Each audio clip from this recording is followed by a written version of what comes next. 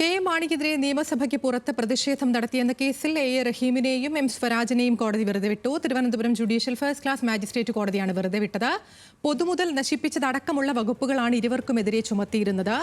അഞ്ജു ജയപ്രകാശ് ഉണ്ട്. അഞ്ജു, എന്തൊക്കെ നിരീക്ഷണങ്ങളുടെ അടിസ്ഥാനത്തിലാണ് കോടതി നടപടി? ആദ്ര, തിരുവനന്തപുരം ജുഡീഷ്യൽ മജിസ്ട്രേറ്റ് കോടതി 4-ലാണ് ഇപ്പോൾ എ റഹീം എംപിയും ഒപ്പം തന്നെ എം സ്വരാജിനെയും വെറുതെ വിട്ടുകൊണ്ടുള്ള കോടതിയുടെ നടപടിക്രമം ഉണ്ടായിരിക്കുന്നത്. ഈ കെ എം മാണിയുടെ ബജറ്റ് അവതരണം തടസ്സപ്പെടുത്തിക്കൊണ്ട് അന്ന് നിയമസഭ ഉപരോധിച്ചുകൊണ്ട് UDF പ്രവർത്തകരെ ഉൾപ്പെടെ തടഞ്ഞു വെച്ചുകൊണ്ട് പോലീസ് ഉദ്യോഗസ്ഥരെ ഉപദ്രവിച്ചു എന്നടക്കം പൊതുമുതൽ നശിപ്പിച്ചതിനുൾപ്പെടെയായിരുന്നു അന്ന് കേസെടുത്തിട്ടുണ്ടായിരുന്നത്. തിരുവനന്തപുരം മ്യൂസിയം പോലീസ് രജിസ്റ്റർ ചെയ്ത കേസിലാണ് ഈ പ്രോസിക്യൂഷന്റെ വാദം ഉൾപ്പെടെ തള്ളിക്കൊണ്ട് ഇപ്പോൾ കോടതിയുടെ നടപടി ഉണ്ടായിരിക്കുന്നത്.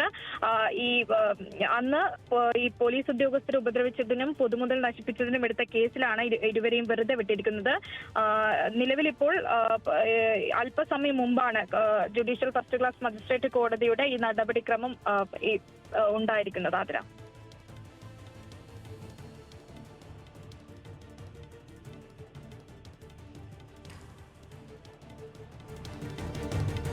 എ റഹീമിനെയും എം സ്വരാജിനെയുമാണ് ഈ നിയമസഭയ്ക്ക് പുറത്ത് കെ മാണിക്കെതിരെ നിയമസഭയ്ക്ക് പുറത്ത് പ്രതിഷേധം നടത്തിയെന്ന കേസിൽ കോടതി ഇപ്പോൾ വെറുതെ വിട്ടിരിക്കുന്നത്. Thiruvananthapuram judicial first class magistrate കോടതിയുടേതാണ് നടപടി. വിശദാംശങ്ങൾ നൽകുകയായിരുന്നു അഞ്ജു ജയപ്രകാശ്.